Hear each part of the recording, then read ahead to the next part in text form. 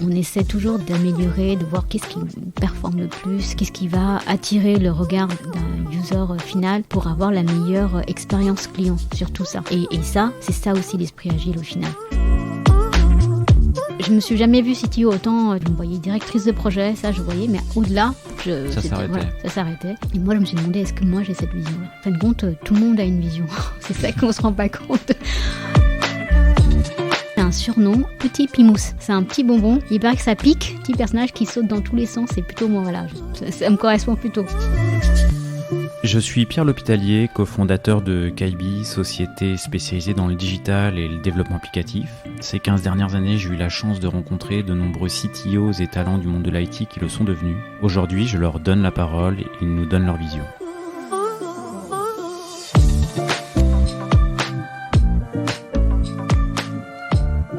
Eh bien, aujourd'hui, je suis en compagnie de Sam Ramachandra, qui est CTO du Parisien.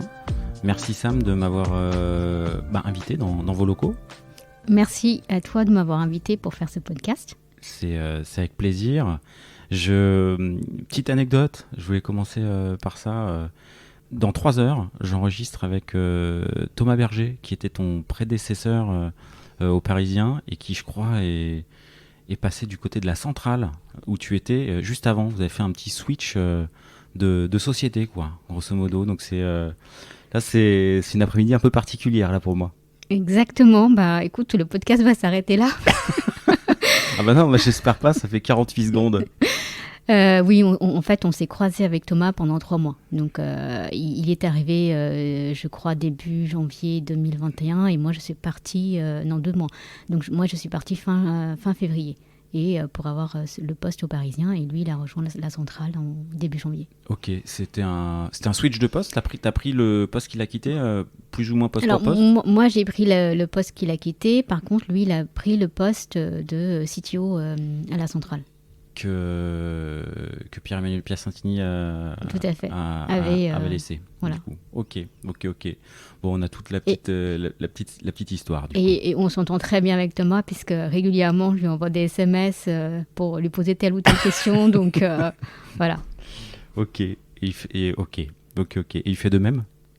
Il fait de même, mais beaucoup moins, on va dire, souvent que moi. Ok. Eh ben écoute, c'est les hasards de la vie et le monde est effectivement petit dans le monde de l'IT. Tout à fait.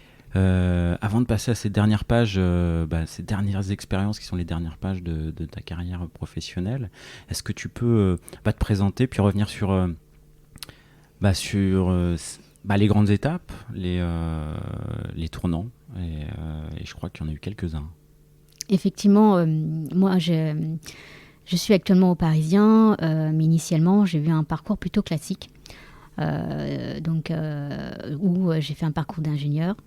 Et là, la première expérience, moi, ça m'a vraiment forgé sur toutes mes valeurs que j'applique même maintenant, les valeurs de l'agilité, les valeurs de delivery, de l'excellence et aussi de toute la partie... on va dire résilience, parce que en rejoignant une ESN qui s'appelle Micropole Univers, qui existe toujours, j'ai commencé en 2023, donc ça date. 2023. Non, 2003. Ok. 2023, c'est que ça voilà, récent. c'est récent. Je serais très bien sur un poste de CTO direct, c'est que je dois être exceptionnel. Effectivement, en 2003, ça passe vite. Et la première ESN, et c'est la seule ESN d'ailleurs que j'ai fait, j'ai tout d'abord fait, j'ai rejoint une mission assez courte pour l'URSSAF de Paris, sur des technos plutôt classiques, Java, WebLogic, donc plutôt classique. Et après, j'ai enchaîné beaucoup de projets en forfait. Il faut savoir que dans les ESN, quand on fait des projets en forfait, si tu es, on va dire, bon, on te garde, mais du coup, on te balade de projet en forfait. Et si tu peux faire plusieurs projets en parallèle, c'est encore mieux. Donc, t'as eu des fois, tu avais 3-4 projets en parallèle? Oui, beaucoup. Surtout quand j'étais chef de projet technique, on pouvait gérer 2 gros projets en parallèle. Et en dev, on pouvait faire une partie TMA sur un projet et puis une partie projet. Sur une autre partie. Et c'est très très formateur. Hein. Je pense que vraiment... Switcher sur 2, 3, 4 projets, ça commence à être un peu sport, quoi. C'est surtout beaucoup d'avant-vente. Forcément, on se met beaucoup la pression parce qu'on a envie de gagner ces projets en avant-vente. On n'arrive pas devant le client sans démo.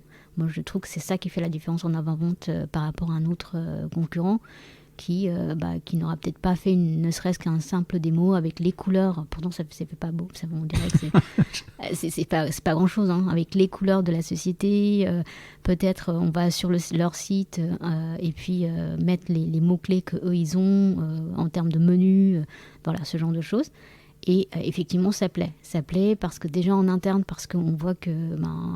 on a compris le besoin client et qu'on s'est vraiment... en tout cas, moi, j'ai travaillé sur le besoin client. Côté client, forcément, ils voient la différence par rapport à un autre concurrent qui arrive juste avec des PPT en disant on va faire ça, la macro-estimation, c'est ça. En termes de planning, on pourra proposer tel ou tel élément. Donc toi, tu as bossé sur des avant-ventes, justement, sur des réponses et des docs d'avant-vente? Oui, beaucoup d'avant-vente avec à la fois la solution technique où je travaille avec un architecte et puis je faisais toute la partie fonctionnelle, macro-estimation et planning. D'accord, c'est les prémices, l'antichambre de la gestion de projet en fait. Exactement.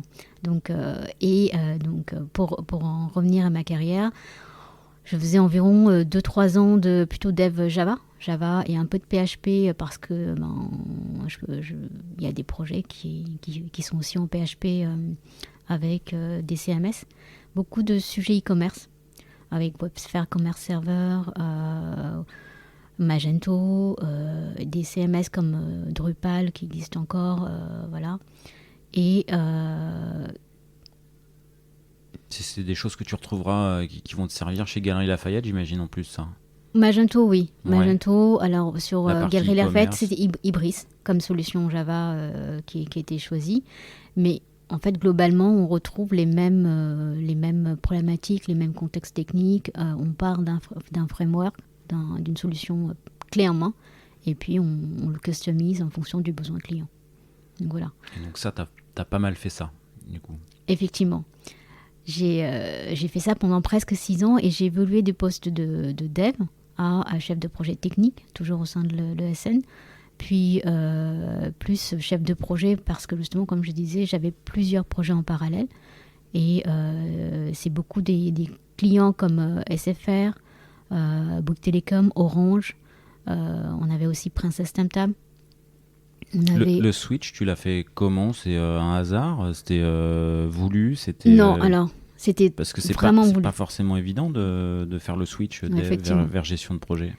Effectivement, un des premiers projets en forfait que j'ai fait, c'était pour donc SFR, contexte très difficile. Forcément, on arrive... Alors je vais attendre les anecdotes, parce que j'ai un petit passé personnel avec SFR également.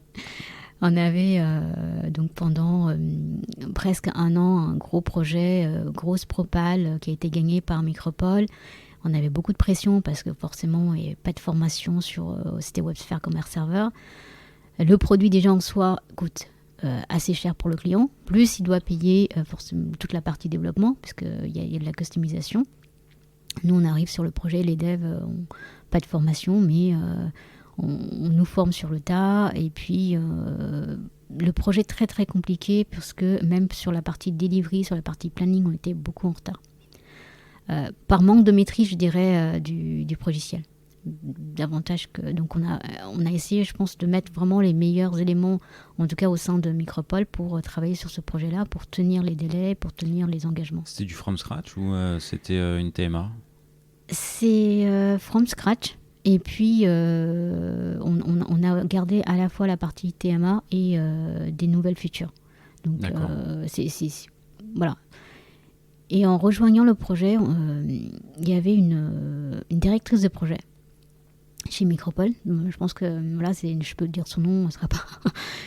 Elle se reconnaîtra, c'est Nathalie de Saout. Et moi, quand j'ai vu Nathalie, je me suis dit, bon, elle est dure, mais par contre, qu'est-ce qu'elle est efficace. C'est-à-dire qu'elle arrive sur le projet au moment où, justement, on n'arrivait pas à délivrer, il y avait une tonne de bugs.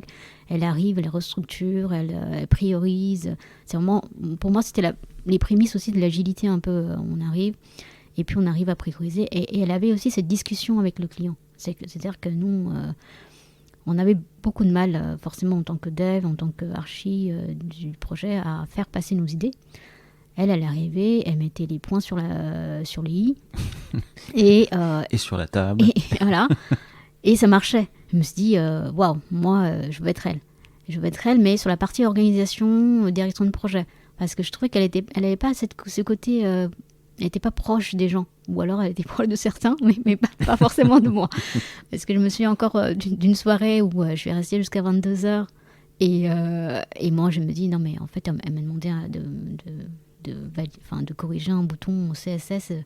Et moi, je ne suis pas du tout front. J'étais vraiment pas au niveau. Je préfère faire du bac. Je préfère toujours faire du bac.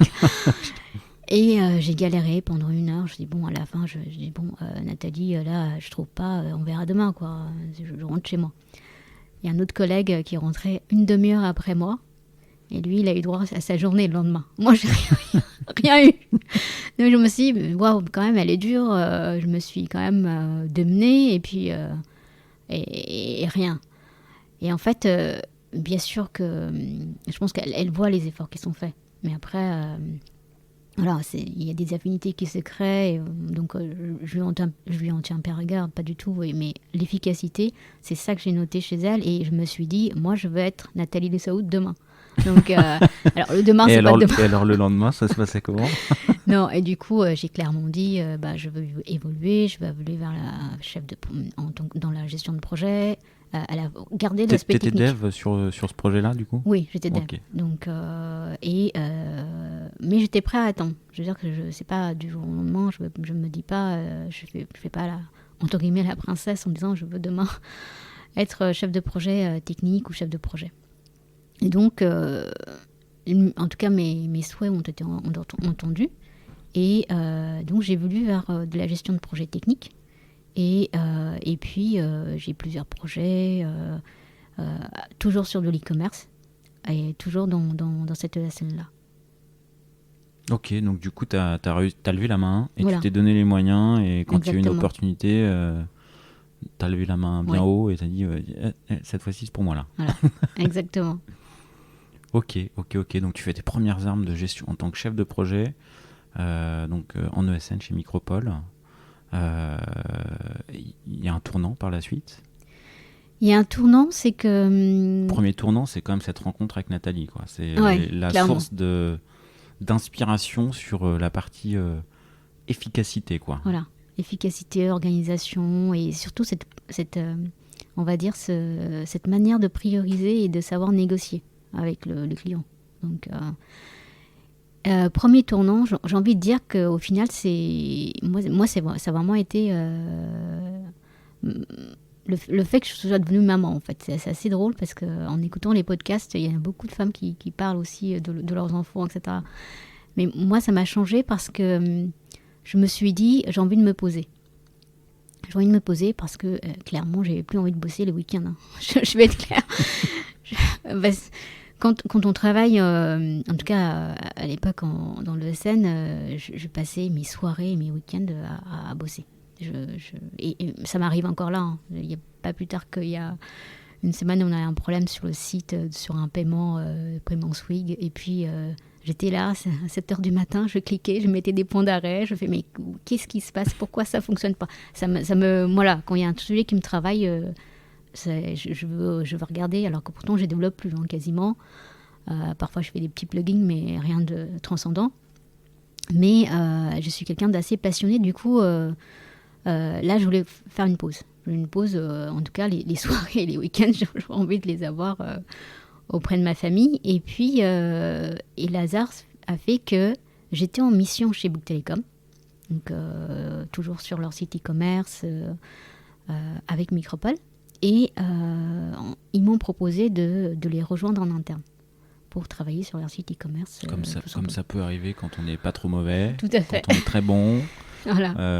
Ouais, ça arrive souvent, ça. Hein. Et puis, je trouvais que 6 ans, 7 ans chez Micropole, c'était pas mal. Donc, j'aime bien construire les choses. Je veux dire, je fais pas des sauts tous les ans ou tous les 2 ans. Je me dis pas, tiens, il faut que je change, j'évolue. J'aime bien construire des choses, j'aime bien construire des relations aussi avec mes collègues. Et je pense que 7 ans, c'était pas mal. 6-7 ans, c'était pas mal. Donc, et la proposition pour Bouygues, je l'ai trouvée intéressante et je les ai rejoints en interne. Ok. Gestion de projet hein, sur oui, ce coup-là. Toujours gestion de projet. D'abord en tant que chef de projet e-commerce. Et c'est là que Bouygues Telecom fait le move sur l'agilité. On disait, bon, Sam, t'as une équipe d'audi-dev, vas-y, fais de l'agilité.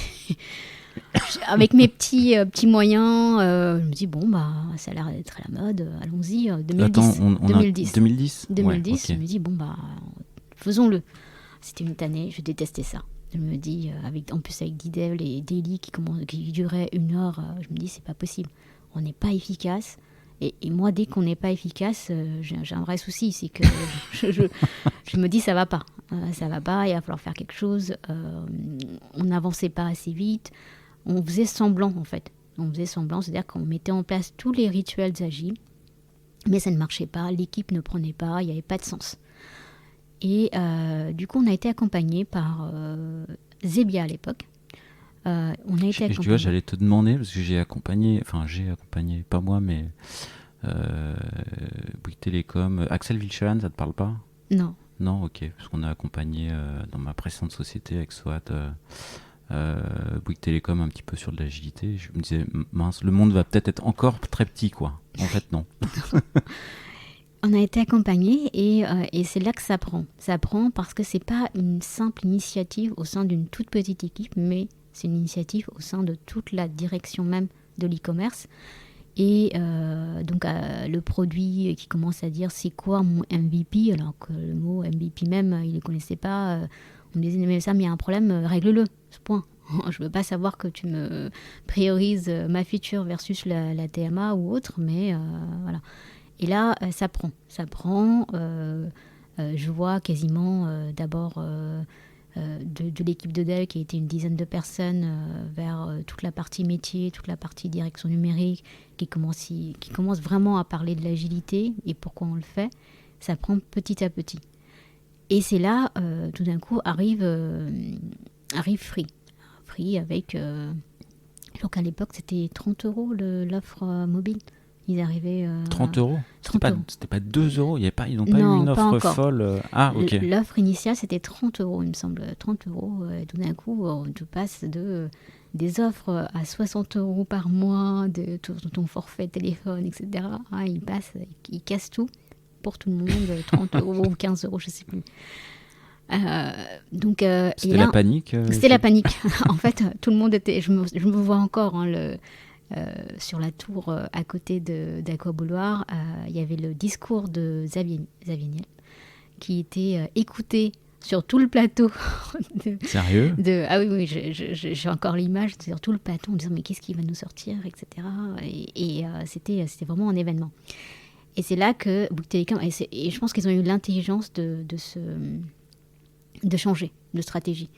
D'un site qui était certes assez coûteux avec Westfair Commerce Server, et ils ont changé de stratégie. C'est ce que j'appelle vraiment cette adaptabilité, cette agilité qu'ils ont eue, c'est qu'ils ont commencé à faire un autre site en parallèle pour les forfaits à bas prix. Donc ils ont contré en fait l'arrivée de Free en proposant des offres équivalentes, j'ai envie de dire, équivalents. Et pour faire ce site-là, ils sont partis sur Magento, qui à l'époque était beaucoup moins cher. J'avoue que je ne connais même pas le prix de Magento actuellement, mais qui était bien moins cher par rapport à IBM Commerce Server. La licence, c'était à peu près 100K par an. Ah ouais. Ah oui, c'était assez coûteux. Et et là, PHP, une équipe qui se monte à côté. je me suis dit, bon, c'est très bien, mais nous, il fallait vraiment qu'on gère la partie site actuel. Et puis une autre site qui se monte et qui va forcément voir le jour. Je me suis dit, bon, il est peut-être temps de changer parce que, PHP, c'est pas trop mon domaine, je connais pas. Et puis, je voyais pas, en fait, je me suis dit, je voyais passer on va dire, des réductions d'équipe. J'étais pas concernée forcément, mais voilà. Ah, il y a eu un vrai impact sur... Clairement, il y a eu un plan de départ, un et plusieurs plans de départ d'ailleurs qui ont continué chez Bouygues Telecom, un plan de départ volontaire, mais on a essayé de quand même préserver l'équipe numérique, digitale, et dont les équipes techniques. Cependant, je me suis dit, il serait peut-être temps de changer. Donc, j'ai vu une opportunité chez Galeries Lafayette pour un poste de Scrum Master. Et du coup, juste poste de Scrum Master, donc agile. Mais du coup, toi, au début, l'agilité, ça te... Quand on dit, vas-y, fais de l'agile chez Bouygues, tu te dis, c'est quoi ce truc en fait? Clairement. T'as pas adhéré tout de suite, quoi. Clairement. C'est pour ça que plus moi j'y pense, plus je me dis, on peut pas dire aux équipes, allez hop, c'est bon, on fait en mode future team, on se sépare tous, et puis on fait les daily, allez-y, vous êtes agile. En fait, il faut accompagner les gens, il faut accompagner, c'est quoi l'esprit agile, avoir les valeurs en tête. En fait, clairement, moi j'ai toujours, même quand je suis arrivée aux Parisiens, je leur ai dit, moi les 4 valeurs agiles, c'est pas juste du vent. C'est-à-dire que les individus, les interactions, plus que les process et outils, toujours le cœur, c'est l'humain, et ça je le place avant. L'adaptation au changement aussi. C'est pas, on ne se dit pas, ok, on va suivre un plan qu'on a déterminé, et puis on s'y tient coûte que coûte. Non, c'est pas ça qu'on veut en fait. La négociation avec le client plutôt que le suivi contractuel, et puis la dernière valeur. Je vais pas t'aider sur ce coup-là. Si, c'est très important, un produit qui est fonctionnel plutôt qu'une documentation exhaustive. C'est-à-dire que c'est pas la peine de se forcer à faire de la documentation si derrière je fournis un produit qui marche pas. Donc tous ces points-là, je leur ai dit, pour moi c'est pas des points dans le vent. C'est-à-dire que si j'y crois vraiment, c'est que demain je préfère un produit qui fonctionne plutôt qu'on fasse la documentation hyper chiadée. Donc c'est des valeurs que moi j'ai appris parce qu'on m'a montré que ça marchait. On m'a dit à quoi ça servait. C'est-à-dire que aujourd'hui je demande la voiture, mais peut-être que la trottinette dans un premier temps ça me va, mais c'est sûr que la trottinette ça me va pas si je vais de Paris à Marseille. Non, ça marche plus là. Voilà. Et puis l'agilité, j'ai envie de dire, l'agilité c'est pas non plus applicable pour tous les domaines. C'est-à-dire que si on est sûr à 100% de ce qu'on veut, bien sûr qu'on peut faire du cycle en V, parce que initialement le produit, on sait exactement de A à Z ce qu'on souhaite en fait dans son application, sur son site ou sur son produit. Par contre, nous, on est, comme je disais, Bouygues Telecom, du jour au lendemain, il va falloir changer. Comment on fait ? Je vais pas suivre mon plan initial jusqu'au bout dans 2 ans pour un site qui marchera pas, et l'offre ne marchera pas, donc ça sert à rien. Parce qu'on est dans des contextes qui changent tout le temps. D'ailleurs, le produit... dès que tu as un time to market qui est court, ou tu dois t'adapter de manière courte, c'est pas mal de fonctionner en mode agile. Aujourd'hui, peut-être que je fais un produit, je refais une home page, je sais pas, d'une telle manière, et de toute façon, dans 1 an, elle sera plus valable. Et donc, c'est ce changement-là. Et j'avoue que, même en tant que dev, quand je refaisais les pages de home et les pages articles, que ce soit à la fois e-commerce ou CMS, les deux, je le mets dans le même panier. Mais qu'est-ce que ça m'énervait. Je me dis, attends, le bouton qu'il soit là ou là, mais qu'est-ce qu'on s'en fiche, hein. Et puis, attends, tu m'as demandé le bouton il y a 2 mois, c'était là, et puis maintenant tu me le changes. En fait, c'est hyper frustrant. C'est hyper frustrant. Je peux le concevoir pour un dev, mais en fait, on essaie toujours d'améliorer, de voir qu'est-ce qui performe le plus, qu'est-ce qui va attirer le regard d'un user final, et pour avoir la meilleure expérience client sur tout ça. Et ça, c'est ça aussi l'esprit agile au final. C'est que c'est sûr que si tu aimes travailler hyper carré, il faut que les specs soient avec zéro erreur. Ben, c'est pas, en fait, il faut pas travailler dans l'agilité. C'est qu'il faut aller chez, je sais pas, dans l'aéronautique Par exemple, ouais. ou l'armement, où c'est sûr que là, zéro erreur. Donc là, Ouais, et puis on spécifie bien le produit, quoi. Voilà, oui, le lancement. Le Rafale, tout ça. Voilà, on peut pas, et c'est normal. Donc, pour toutes ces raisons, moi, l'agilité, j'y crois vraiment. C'est penser petit, itérer et délivrer, mais fréquemment, pour voir comment ça marche et s'adapter, en fait. Et la communication avec le client, avec les équipes, et que les équipes adhèrent. Tout à fait. C'est-à-dire que il y a un point, quand on a préparé, ça ne m'était pas venu, mais il y a un point qui est hyper important pour moi aussi, c'est que je recrute, moi je le dis en entretien, je recrute, ou peut-être à mes N-1, je ne sais plus. Je ne recrute pas que des gens qui sont très très bons techniquement. C'est que qu'ils soient bons, c'est bien. Qu'ils soient très bons, c'est encore mieux. Mais c'est surtout, moi, c'est 50% le mindset, 50% technique. C'est-à-dire que si le mindset, il ne suit pas, moi, je ne le prends pas. C'est-à-dire que je n'ai pas besoin de gens qui soient très bons techniquement, mais qui ne savent pas communiquer. Ça ne marchera pas. Ça ne marchera pas parce qu'on est dans une collaboration. C'est-à-dire que moi, toute seule dans mon coin, je ne peux pas faire grand-chose. Par contre, en équipe, je peux aller beaucoup plus loin. Je peux délivrer un produit beaucoup plus vite. Et c'est ça que je recherche en fait avant tout. La com, la collaboration et forcément quelqu'un qui sait quand même coder un peu. Bon, le team spirit, c'est important dans tes équipes, hein, du coup. Clairement, pour moi c'est important.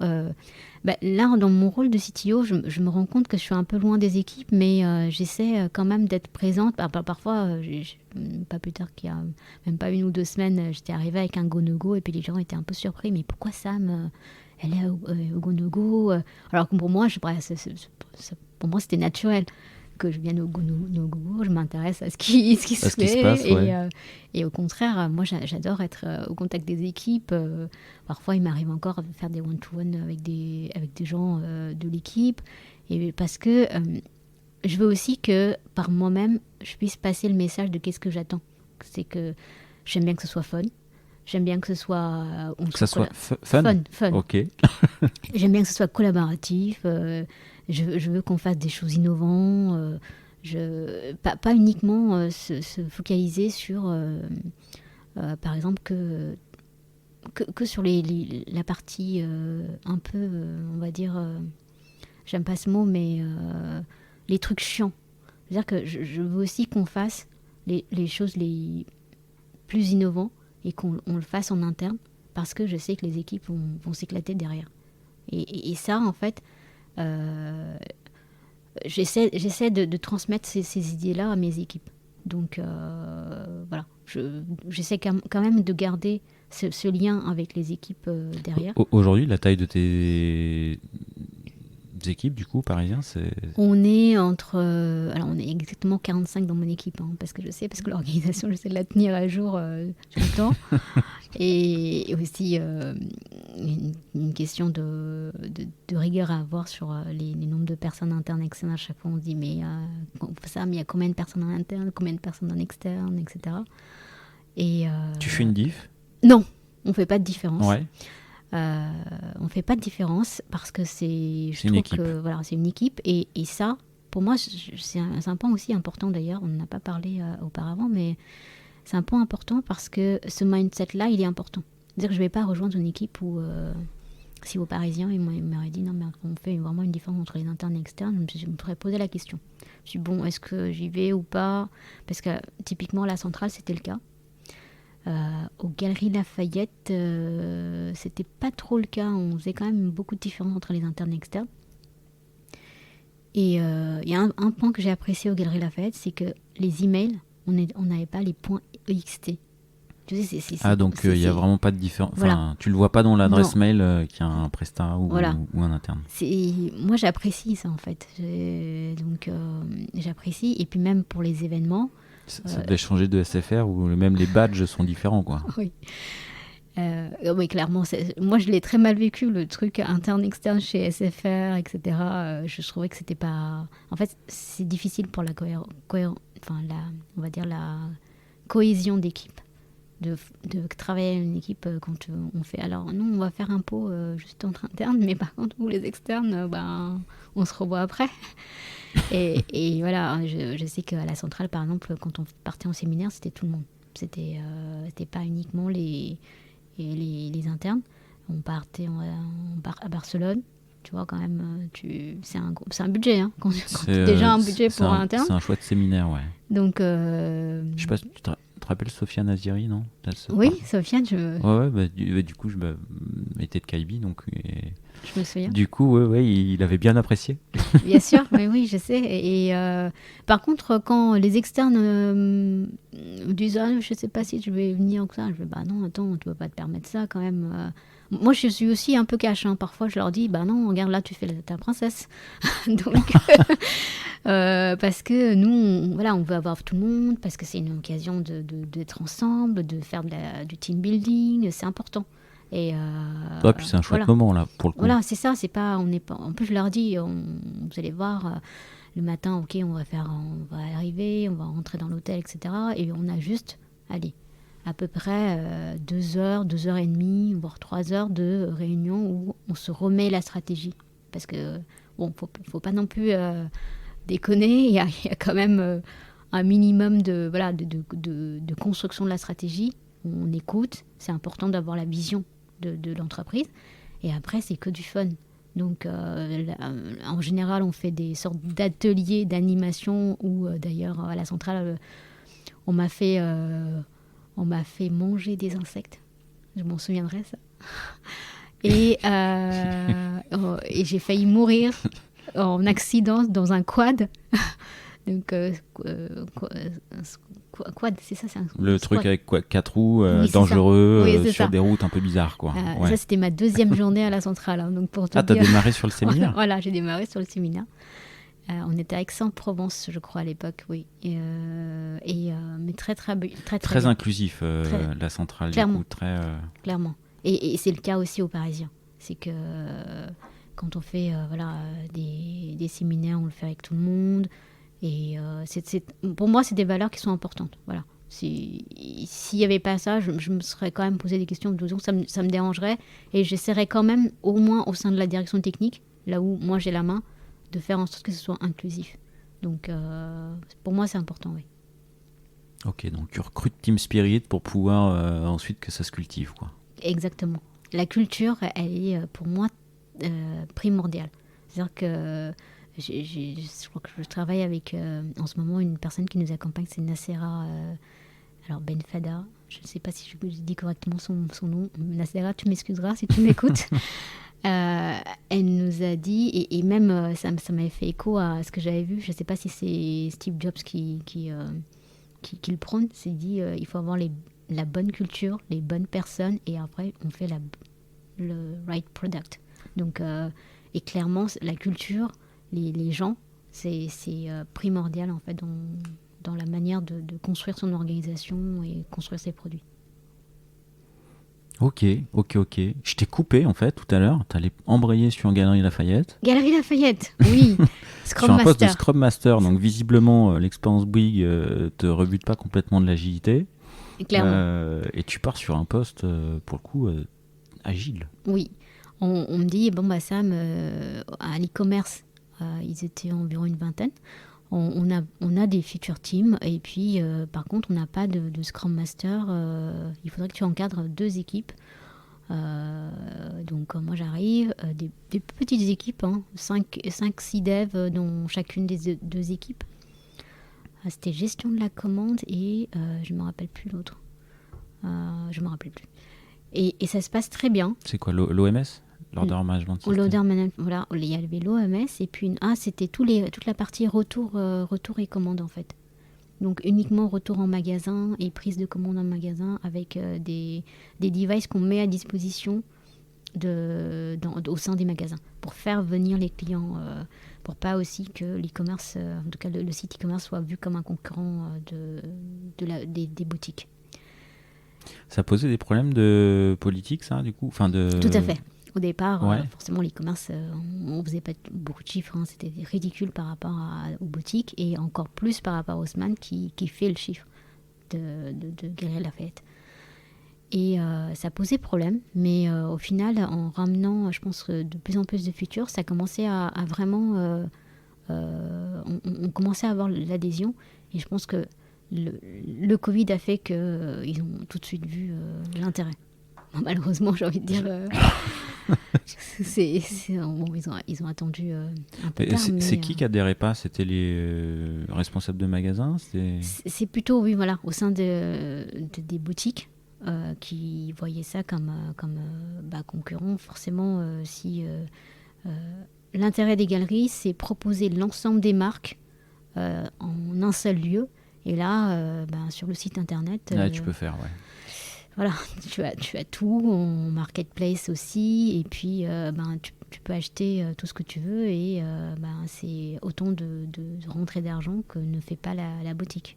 Donc, c'était vu comme un concurrent, mais comme je pense que la plupart des sites e-commerce, on va dire des grandes marques qui sortent au final. Mais et ça impacte ton boulot?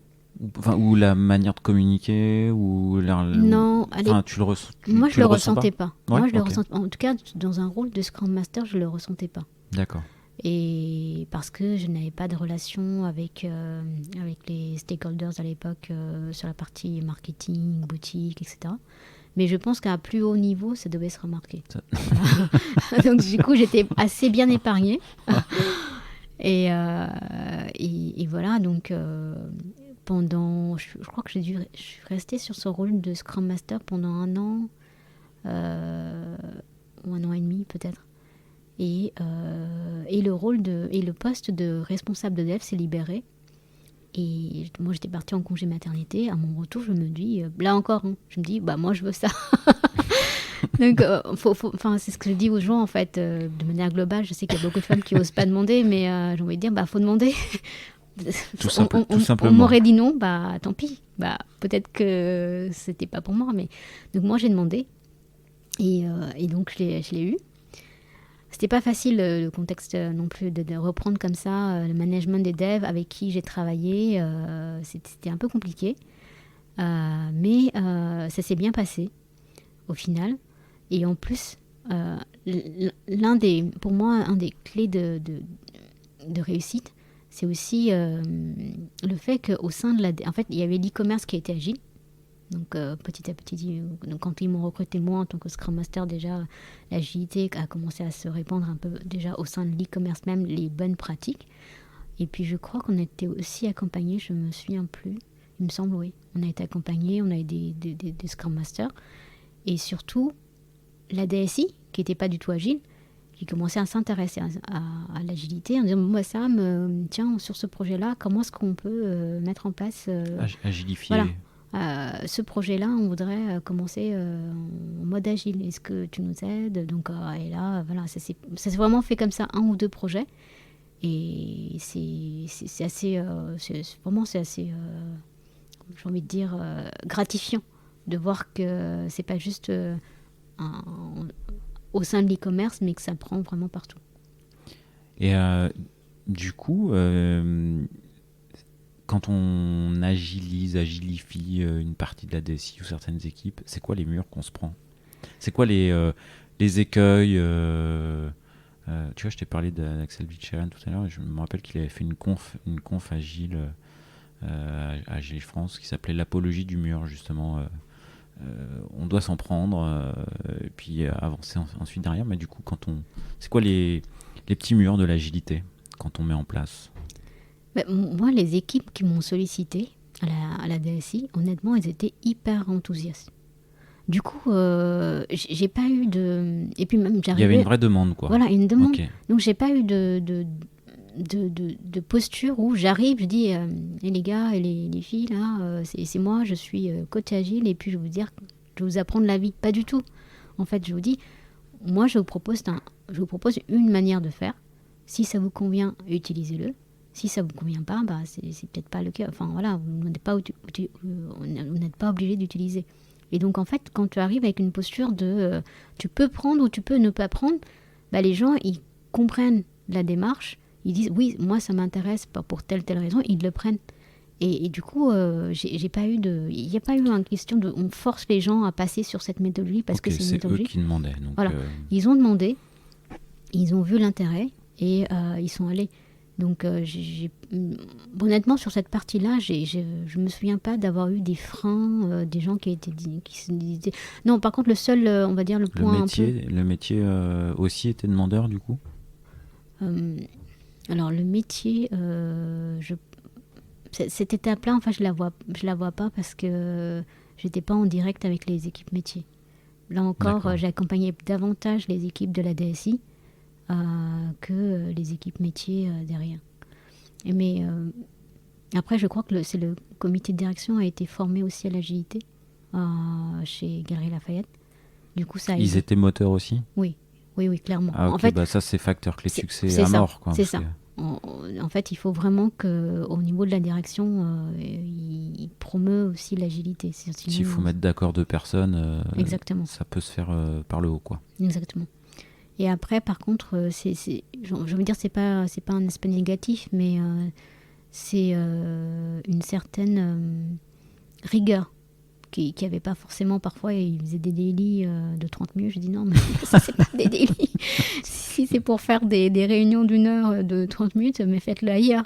Et donc, voilà, en fait, c'est le manque d'accompagnement qui fait qu'ils auraient pu être plus efficaces, qui a manqué parfois.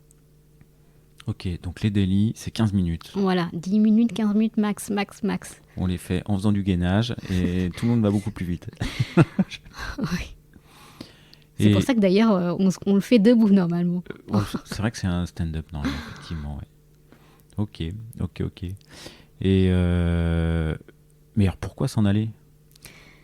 Pourquoi s'en aller En fait, aux Galeries Lafayette, j'avais quand même une bonne équipe, mais j'avais que l'équipe de dev. C'est-à-dire que parfois, quand tu disais, tiens, quels sont les freins par rapport à l'agilité, je devais, par exemple, l'agilité, c'était aussi pas que les devs et les PO et les PM. Pour moi, même si j'avais pas les PO PM, j'avais leur adhésion sur l'aspect agilité, stand-up, MVP. Mais toute la partie livraison, par exemple, ou même la partie QA, oui, il y avait QA aussi, ils adhéraient, ils venaient au daily. Mais la partie des plus Ops, ils étaient vraiment à part. Et même leurs responsables, ils se considèrent à part. C'est-à-dire que je les vois encore sur leur... une sorte de mezzanine. Ils sont là-bas et nous, on est là.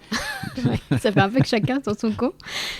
Et parfois, il y a des maps qui se passent mal. Et puis, je vois le lead. Ouais, ça, là, je comprends pas. On a livré le truc, mais ça marche pas. Je dis, c'est pas grave. Regarde, il est juste à côté.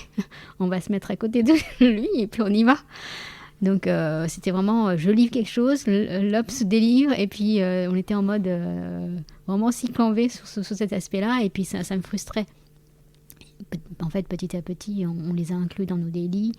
Il y a ceux qui venaient, les Ops, et ceux qui venaient pas. Et puis je dis non, mais là, on a une grosse livraison. Il faut que tu sois là sur les délits pour savoir qu'est-ce qu'on attend, qu'est-ce qu'on va délivrer comme produit pour améliorer tout simplement notre partie c'était délivrée. Les prémices de la feature. On force la feature team. Exactement. Et on avait un peu de mal. Bon, soit. Après, l'aspect où on avait beaucoup de mal, c'est il fallait anticiper les projets. C'est-à-dire que si demain j'avais besoin de 3 machines, il fallait que je passe commande quasiment 2 mois ou 3 mois à l'avance. Je dis non, en fait, c'est pas possible. Donc moi je veux la machine, allez, je peux attendre une semaine. ou... Demain. Voilà. Je veux ça demain. Honnêtement, si tu veux avoir un environnement sur AWS en une journée, voire une demi-journée, tu l'as. Je me dis, il y a un problème. C'est pas possible de se dire il faut passer commande, il faut... Et ça me frustrait beaucoup en fait. Ça me frustrait vraiment beaucoup. Je me dis, on est encore sur des architectures on-premise et à l'époque, je connaissais pas du tout le cloud. Je savais même pas que sur AWS, en une journée, on pouvait avoir tout un environnement en 2 clics, 3. Enfin, j'exagère. Il y a des gens qui vont dont les poils doivent s'hérisser, je pense. Mais c'est vraiment très très rapide. Donc, il y a eu ce poste. On m'a démarché pour la centrale. Et je me suis dit, tiens, là, il y a un poste avec de l'agilité. C'était uniquement la partie dev. L'agilité, être responsable de dev. Et puis, il y a cet aspect AWS. Je me dis, tiens, cloud, ça serait bien que quand même... c'était en 2017. En 2017, je me dis, ça serait bien que ça a l'air intéressant. Je dis, bon, allons voir. Et puis, ça avait l'air vraiment très intéressant. Et je me suis dit, faisons le changement. C'est vrai que alors, au début, on m'a dit la centrale. Je me dis, la centrale de quoi? La centrale des acheteurs? La centrale, je ne connaissais pas du tout. Tu t'es renseigné avant l'entretien? Oui, je me suis renseignée avant l'entretien. Et l'équipe avait l'air sympa. On m'avait fait rencontrer les autres managers, mes pairs avant. Et du coup, donc, on passe un bonjour à Nicolas Poulain, Christophe Peureux et Florence Chabanois, alors. Exactement. Et que Christophe, je connaissais déjà d'avant. Ah bon? Oui, et donc j'ai un entretien, enfin je prends un café avec lui avant de venir. Et puis il me dit, mais on se connaît? Je me suis dit, mince, ça se trouve, c'est un des devs que j'ai déjà recruté, que j'ai pas voulu garder. Je me dis, mais où est-ce que je l'ai rencontré? J'arrivais pas à le remettre, mais en fait, on avait fait une formation Scrum d'ailleurs, Scrum Master ensemble, des années auparavant. Comme quoi, vraiment, le monde est petit. Et donc, Tu lui as dit, je me rappelle pas ou... Je lui ai dit, je me rappelle pas. Il était un peu vexé, mais bon. Mais on s'entend super bien avec Christophe. Et donc, voilà, l'équipe, en tout cas de mes pairs, est vraiment top. Très, très bonne ambiance. Et même avec François-Emmanuel Pessantini, il a une excellente vision, en tout cas, de la stratégie tech. Et c'est lui qui m'a donné envie on va dire, de prendre le pas sur le cloud, d'aller au-delà. Et d'ailleurs, c'est aussi grâce à lui que je suis là. Ah ouais? Au Parisien, oui. En fait, en tout cas, lui, il m'a poussé à dire, tu peux aller au-delà. Alors que moi, je ne me voyais pas du tout forcément CTO. Ah, tu t'es pas dit, je veux être lui demain? Non.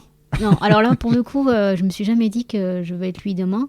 Mais je vais être lui sur le plan technique. Parce que FE, il est parfois un peu dur avec les équipes, mais il sait comment dire, motiver une équipe. Il sait entertainer une équipe aussi. C'est-à-dire que quand il fait des événements, il fait en sorte que ce soit à la fois on apprend quelque chose, que ce soit fun et qu'on se détend. Alors que moi, je suis très travail à fond. Et en fait, ça, c'est quelque chose que j'ai appris de lui. C'est-à-dire qu'il faut que ce soit... ça couvre vraiment tout. C'est-à-dire que l'apprentissage, le fun et détente, voilà. Et quand il a une vision, en fait, il va jusqu'au bout. Même si les équipes, parfois, ne suivent pas. Parce que, ah ouais? oui, c'est quelque chose... Si les équipes adhèrent pas, il y va quand même, du coup? En fait, il y va quand même, mais il essaie de faire comprendre la vision. Pourquoi, voilà, la vision. Donc c'est pour ça qu'on fait sur la centrale, on a l'architecture microservice. C'est un point que lui il a mené. Serverless, c'est aussi lui. Il y a un élément sur lequel les équipes n'étaient pas forcément en face, c'était les fragments, les micro-fragments en fait.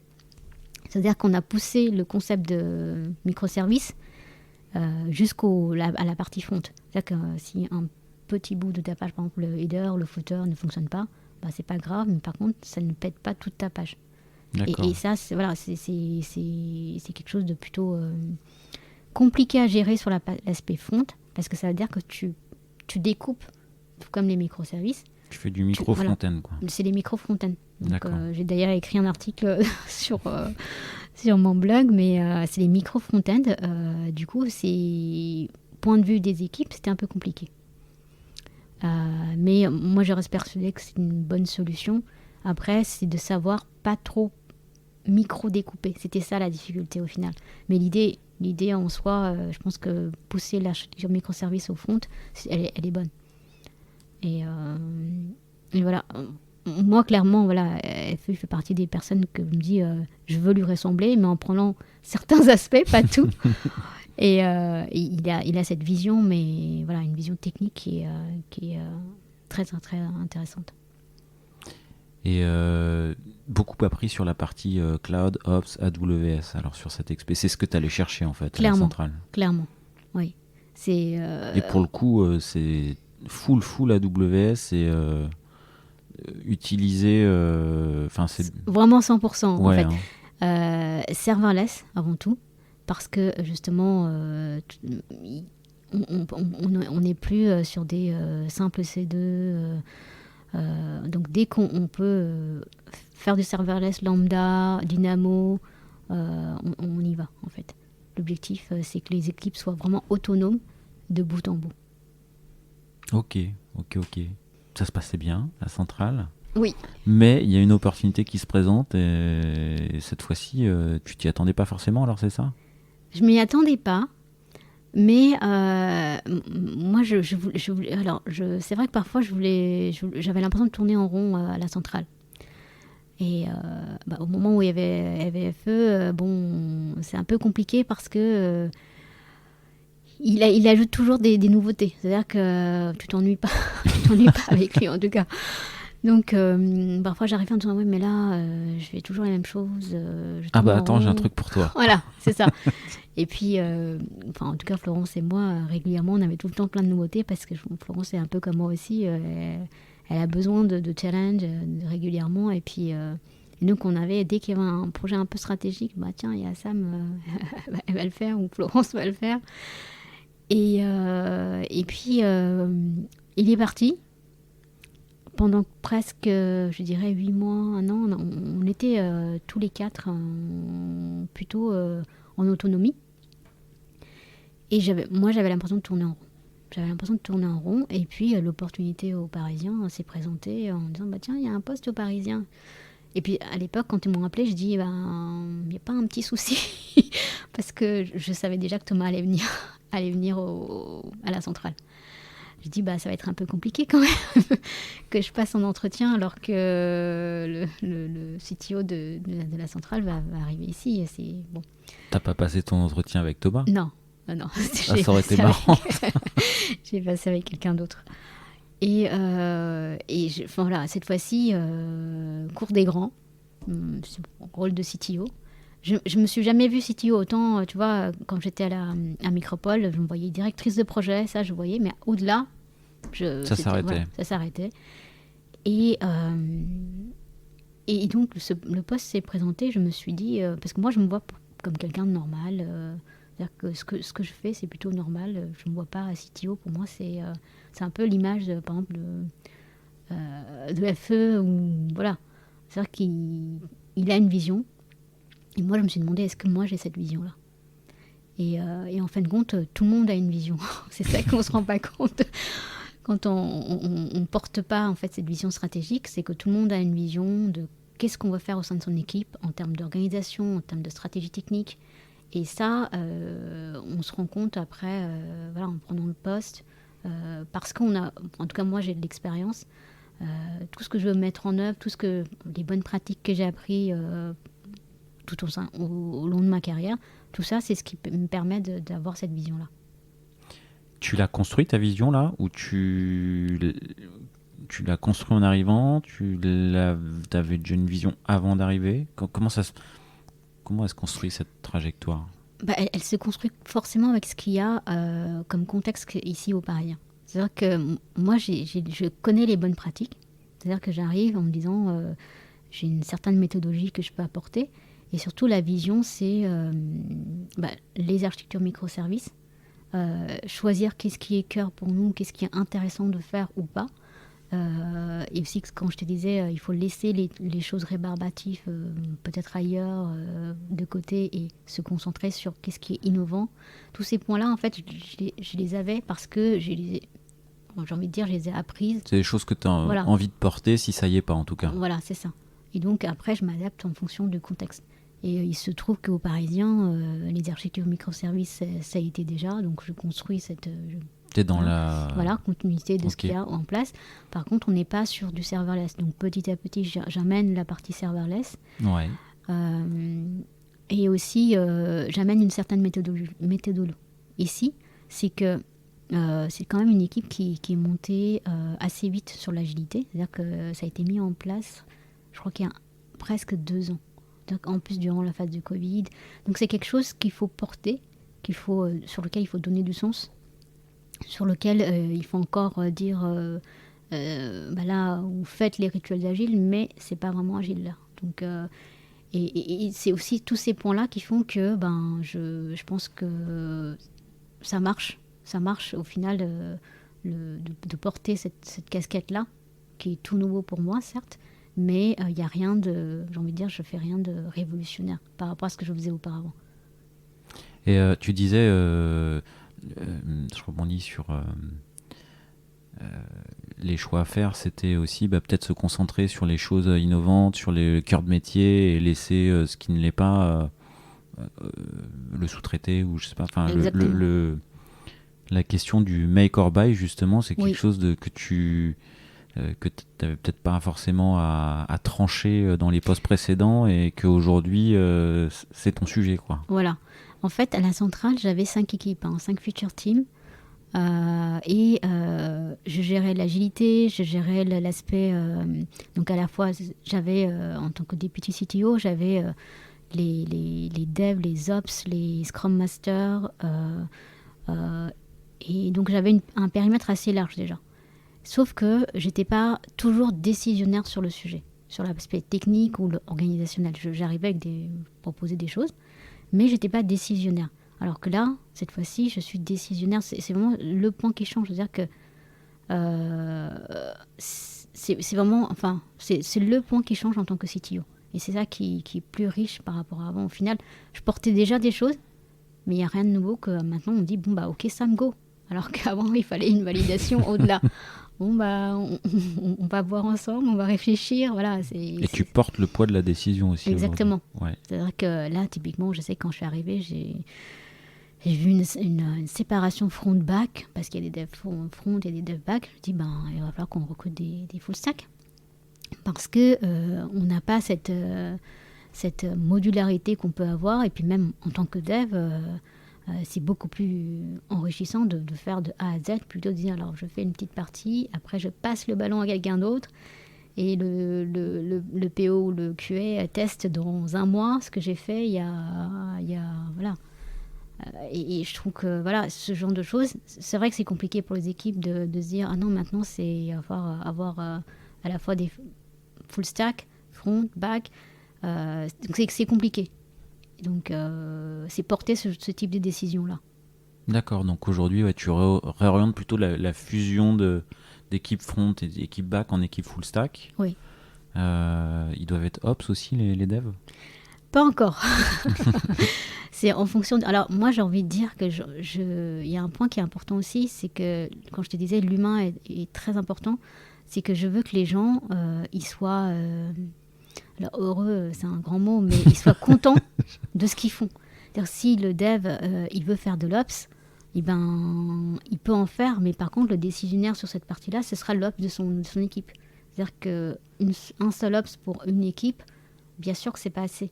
Donc par contre, ce qu'on peut faire, c'est que les devs ils fassent de l'ops, mais que la validation, je sais pas, la merge request soit validée par l'ops de l'équipe, qui porte la gouvernance de la partie ops. Ok. Et du coup, ton périmètre de responsabilité aux Parisiens sur tu portes les frontaux web, tu portes l'informatique de gestion, c'est pas toi? Non, du coup. Alors voilà, j'ai que le mais c'est pas mal. C'est pas mal déjà. J'ai le site web et l'application mobile. Alors l'application mobile, c'est géré par une société externe qui s'appelle GoEnUp. La partie, en fait, on a les PO, PM qui sont chez nous et les QA qui sont chez nous, et puis toute la partie dev est chez GoEnUp. Et sinon, tout le reste de l'équipe qui travaille sur le site web, à savoir les ops, les devs, front, back, full stack et QA. et un Scrum Master. Ils sont chez nous. Ok, c'est plusieurs sites ou c'est le site Le Parisien? Non, Je suis arrivé en bas, j'ai vu la liste, groupe les Échos Le Parisien, j'ai vu une liste de, je sais pas, peut-être d'entités sociales, de sociétés. Je me demandais qu'est-ce qui te revenait du coup. Que Le Parisien, le Que site Le Parisien, okay. exactement. Parce qu'en fait, on a une partie à la fois site et la partie print également. C'est mon équipe Ops qui gère la partie print. C'est-à-dire qu'on a des outils qui gèrent le print et c'est eux qui sont responsables de la partie print également. D'accord. Du coup, moi j'ai une petite question par rapport à tes différentes expériences. Est-ce que là au Parisien, tu as un cahier un peu d'étonnement à faire quand est-ce que tu découvres un nouveau métier avec des nouvelles contraintes qui impactent ton métier d'un point de vue technique ou d'un point de vue métier tout simplement? Clairement, parce que ici je suis arrivée sur la partie purement CMS, je n'ai pas fait grand-chose, j'ai envie de dire. J'ai fait des petits sites sur Drupal et même WordPress, je pense, mais c'est des tout petits. Voilà, il n'y a rien d'aussi énorme, j'ai envie de dire, que en tout cas pour un média. Donc j'arrive ici, je découvre le média. Je pensais qu'on n'était pas très nombreux sur la partie rédaction, mais en fait je découvre qu'il y a une équipe de 400 journalistes. Et je découvre les conférences de rédac, assez impressionnant d'ailleurs. Et en fait, on doit non seulement mettre à disposition des outils, en tout cas performants pour la rédac, donc pas que, et aussi pour nos lecteurs. C'est-à-dire que le lecteur qui lit le site, il faut aussi qu'il ait des features qui soient intéressantes, comme par exemple les commentaires ou alors l'outil de live. C'est quelque chose de vraiment nouveau qui a été fait entièrement aux Parisiens et qui d'ailleurs suscite beaucoup d'envie, j'ai envie de dire, de d'autres médias. En disant, bah oui, l'outil de live, comment vous avez fait nous, on voudrait la même chose. Parce que il faut savoir que le Parisien utilise Arc Publishing. D'accord. Arc Publishing, qui est le CMS qui a été fait par Jeff Bezos et ses équipes, donc en full Amazon. Et comme tout CMS, tout n'est pas du tout porté sur le CMS. L'outil de live, il n'existe pas sur le CMS. Donc c'est quelque chose qui a été construit comme un sorte de, on va dire, on schématise, mais comme un sorte de plugin en plus sur le CMS. C'est une feature à part. Voilà, c'est une feature à part qui a été fait par nos équipes. Dont tu t'es occupé ou c'était déjà... Non, je ne me suis pas vraiment occupée car il a été fait vers avril. Quand je suis arrivée, il était déjà bien enclenché. Ok. Par contre, la partie CMS, justement, la partie mise à disposition des outils aux journalistes, ça fait partie des briques dont tu as la responsabilité. Tout à fait. Toute cette partie-là, la relation avec Arc sur, par exemple, moi, je travaille principalement sur les sujets de performance. Donc, j'ai envie que les pages soient... répondent en 300 millisecondes. Hein. Donc, c'est normalement... Enfin, 300 c'est la demande. C'est pas mal, mais il faudrait aller dans les 200 millisecondes. C'est la demande. C'est la demande. Parce que quand je suis arrivée, on était très loin dans la partie classement. Alors ici, en fait, on garde beaucoup les webpairs, ce qui n'était pas forcément le cas à la centrale ou même sur mes autres missions. Et webperf, ils étaient, je crois, en 15e position. Et puis... Et c'était un élément vraiment important. Donc pourquoi c'est un élément important ? Parce que, en fait, l'audience, il faut la conquérir. Il faut la conquérir en ayant un temps de réponse sur nos pages qui soit vraiment intéressant. Si tu arrives sur un site et que tu vois bien, toi en tant qu'utilisateur, tu restes, je sais pas, la page se met 1 seconde ou 2 secondes à s'afficher, ça y est, tu pars ailleurs. Ouais, 2 secondes, tu me perds probablement. Voilà, on perd la plupart des gens. Mais entre 200 et 300 millisecondes, c'est observé que les gens changent de site ou... Oui. En fait, ce sont les normes préconisées par Google. Donc, ça fait partie des... Et c'est vrai qu'en fait, même si je dis à la centrale, on s'en préoccupait pas, mais je sais que le time to first byte, typiquement le TTBF, on était hyper... on le suivait et on était sur les 100 millisecondes. Et ça, c'est important. Quand je te parlais des micro-fragments, enfin, Front-end, ouais. micro-front-end, typiquement, c'était pour répondre à ce genre de problématique. C'est-à-dire que la page doit répondre l'élément cœur de la page.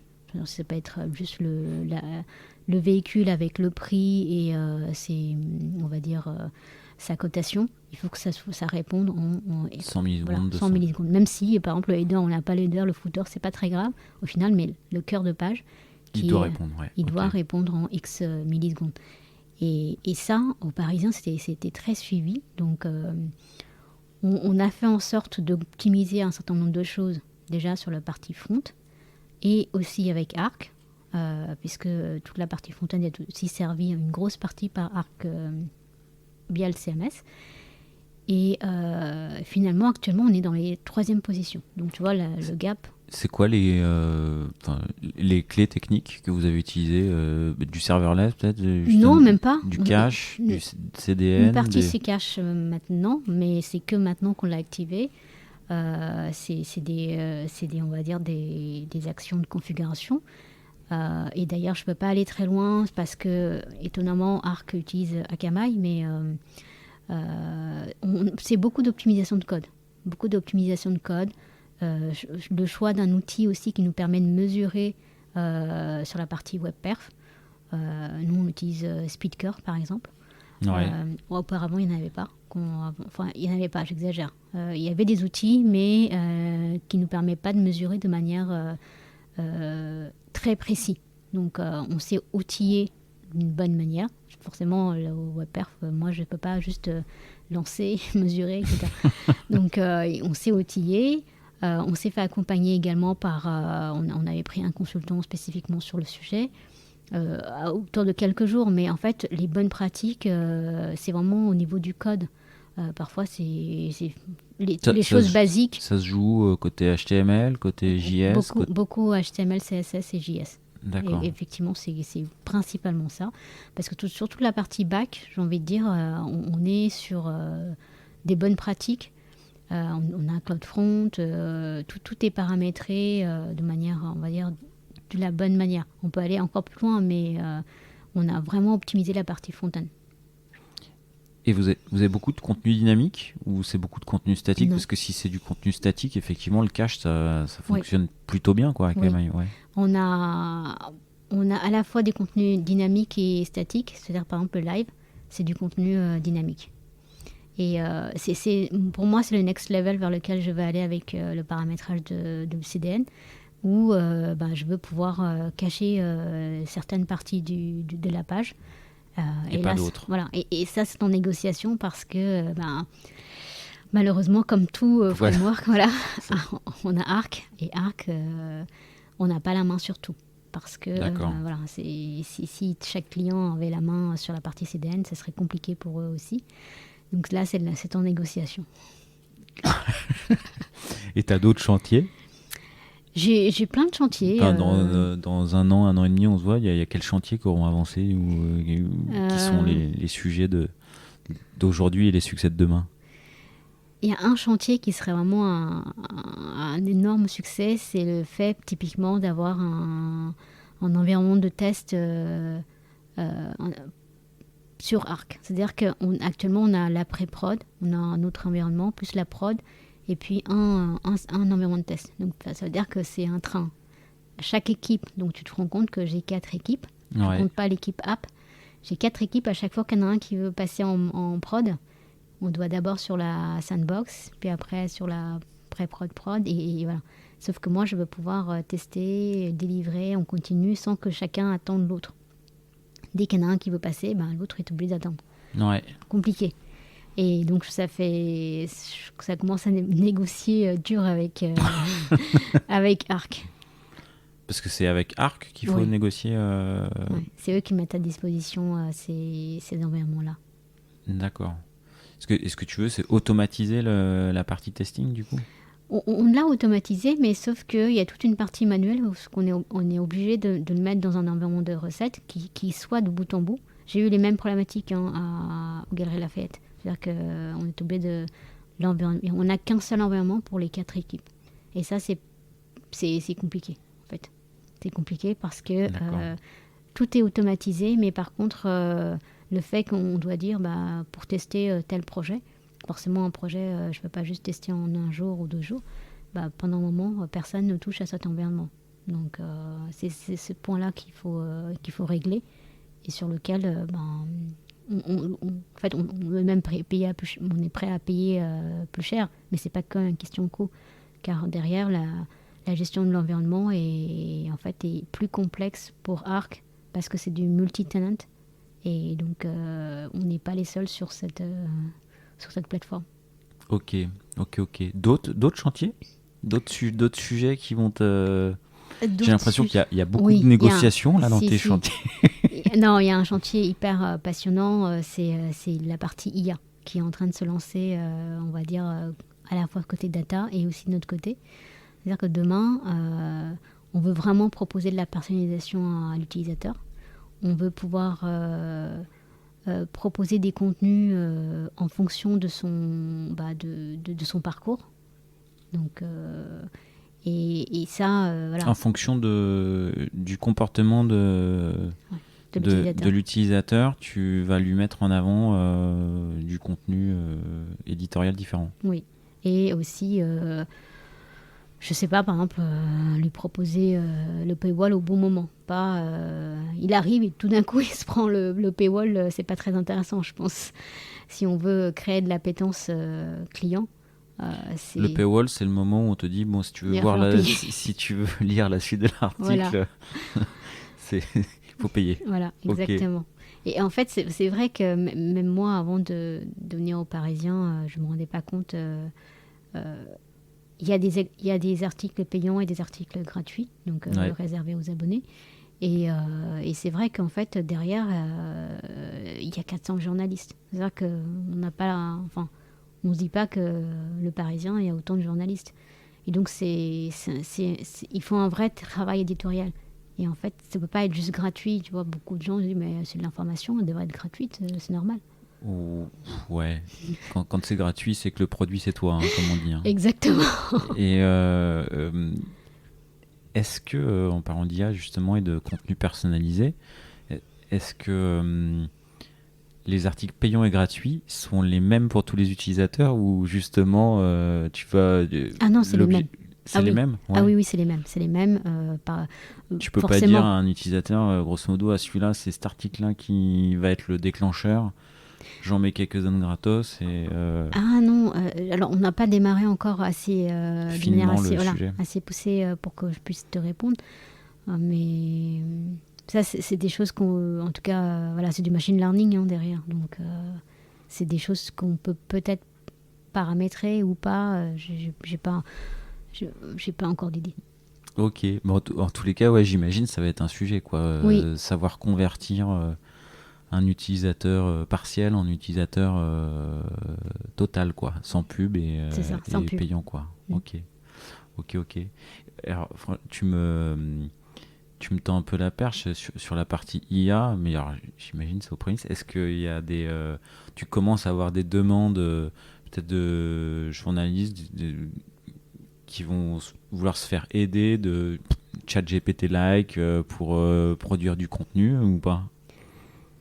À ce niveau-là, moi, j'ai pas un lien direct avec la rédac.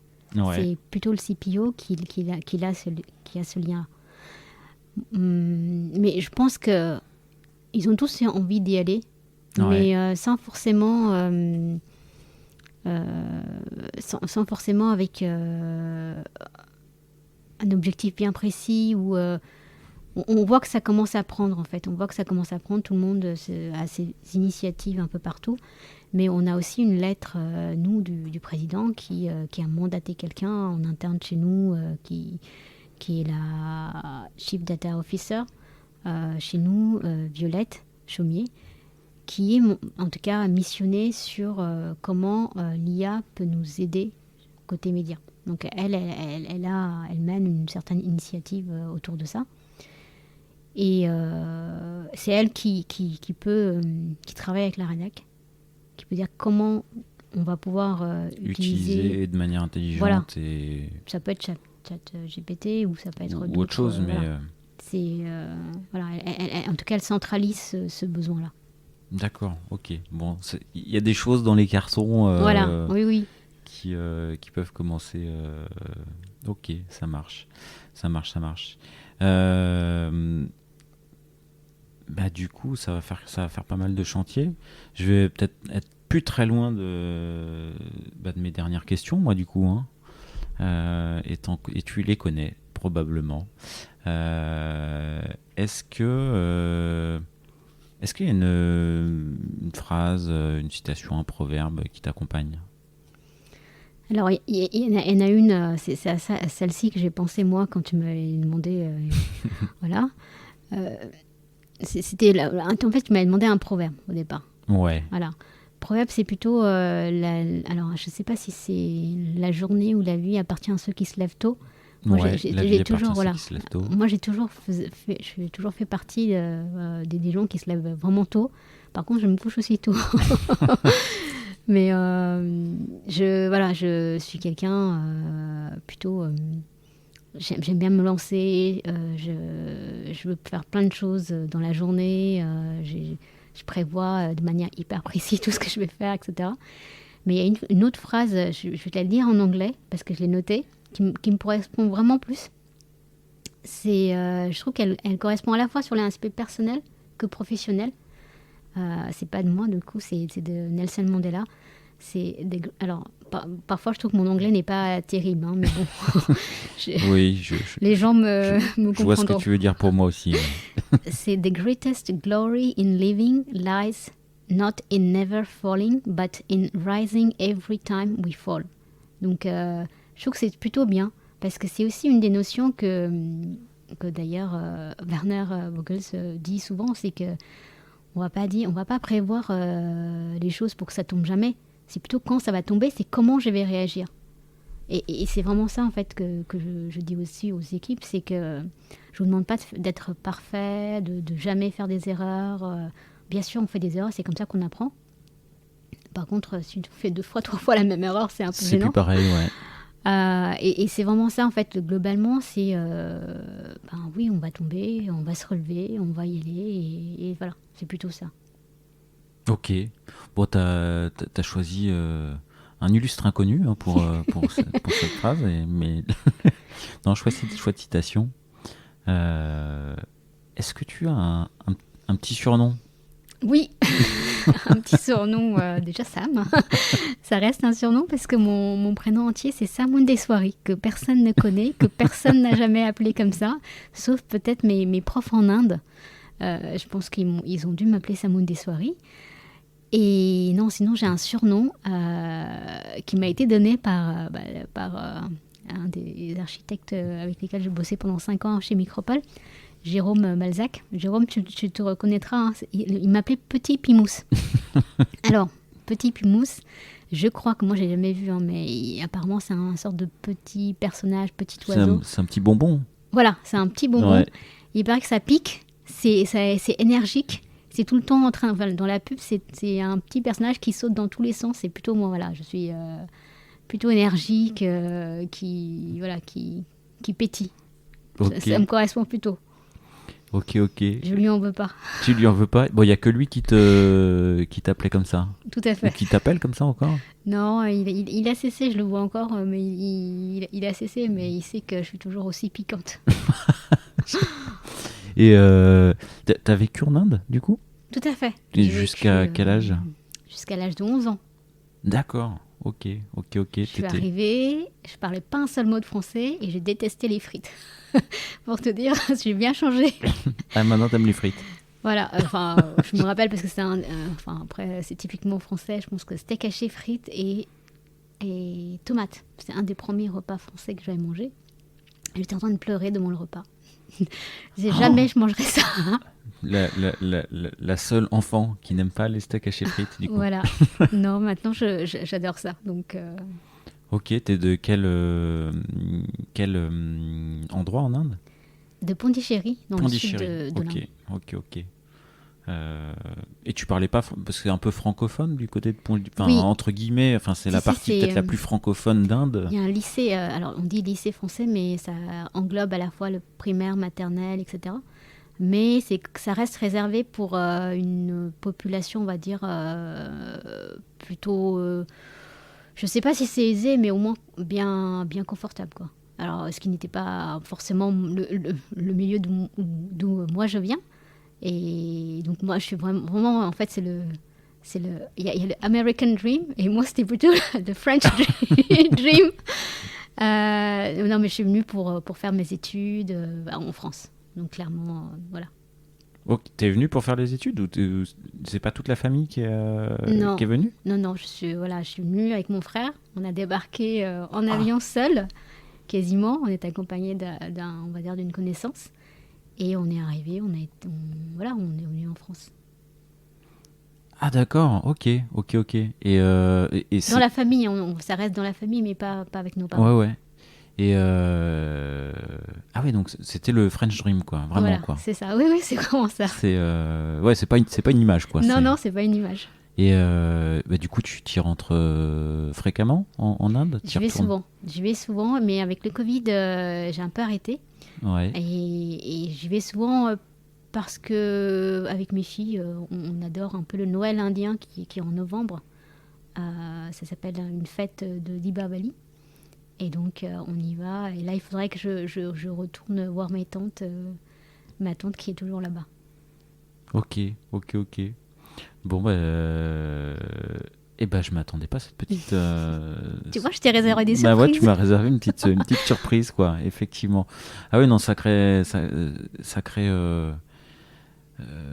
parcours, quoi. Et effectivement, ouais, tu peux comprendre qu'en arrivant, le steak frites, bon, finalement, est-ce que c'est le steak frites qui fait pleurer ou c'est l'éloignement, c'est pas évident, quoi, oui.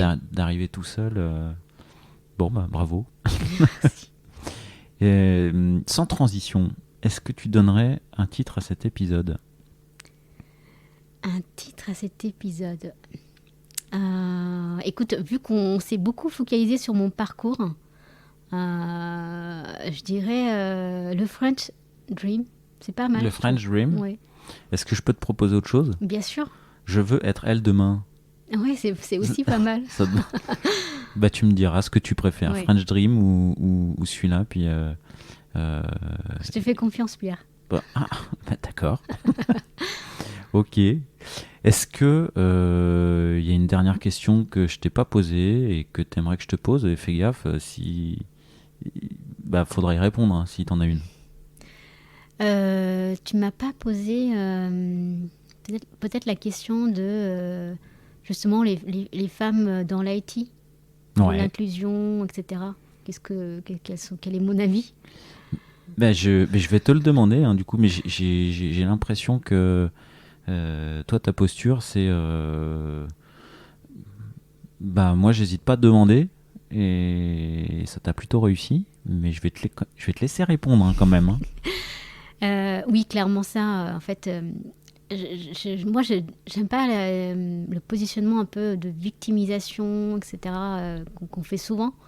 J'ai envie de dire, il faut y aller. Certes, parfois, on peut avoir des mots malencontreux, etc., mais il faut aller au-delà. Et puis, je pense que tout le monde a sa place, et encore plus les femmes. Et surtout, quand on veut faire des produits, il faut vraiment que dans les équipes, on soit représentatif de produits qu'on veut donner à nos utilisateurs. Nos utilisateurs finaux, ils sont divers.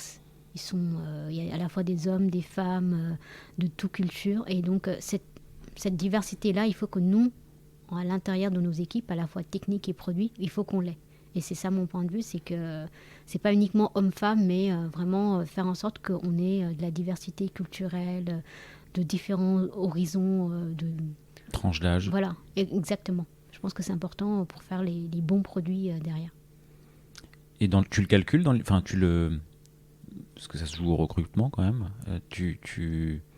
C'est quelque chose qui est conscientisé entre guillemets dans la manière de recruter. Des fois ouvrir un poste junior, des fois ouvrir un poste senior, des fois ouvrir des postes qui sont des personnes en reconversion, enfin diversité au sens large, hein, essayer d'avoir le maximum de mixité homme-femme. Clairement, par exemple, quand moi j'ouvre, alors on ne le fait pas forcément quand on ouvre au niveau interne, au niveau des RH, car on a une charte qui a été faite avec la rédaction, donc c'est hyper normé. Donc on n'utilise pas l'écriture inclusive à cause d'une certaine fluidité de lecture. Non, par contre, on fait attention à ce qu'on n'emploie pas des mots comme chef, juste F, mais FFE. Donc, on fait attention on fait attention à la dénomination des postes. Et moi, par contre, quand je recrute en prestation, clairement, j'utilise l'écriture inclusive. Il n'y a que moi qui valide, j'y vais et j'utilise. Et quand je fais des recrutements, je dis aussi que je veux à la fois des profils femmes, ou que je veux des profils juniors. Là, ça fait deux juniors qu'on a intégrés. Parce que pour moi, c'est important aussi d'avoir des juniors dans les équipes. Est-ce que, pardon, je t'ai coupé, mais est-ce que tu l'as testé, tu le ressens entre une annonce où il n'y a pas l'écriture inclusive et une annonce où il y a l'écriture inclusive? T'as pas le même nombre de candidatures féminines? Le fait de s'adresser volontairement à, en fait, ça fonctionne? Moi, je pourrais pas te dire si ça fonctionne. Par contre, je sais que je me force à l'utiliser. Parce que je me dis, si une personne en face ne se sent pas concernée par le poste, c'est important. Donc, je me force à l'utiliser, mais je ne sais pas si c'est vraiment efficace ou non. Je pourrais pas te dire. Bon, va falloir faire de l'IA. Ok. Bon, en tous les cas, diversité dans les équipes, ça fait partie un autre chantier, même si ça doit être en cours dans tes équipes. Oui, clairement. Eh ben, merci beaucoup. Merci à toi. Sam, je t'appelle par ton surnom. Merci. De l'échange et à très bientôt. À bientôt.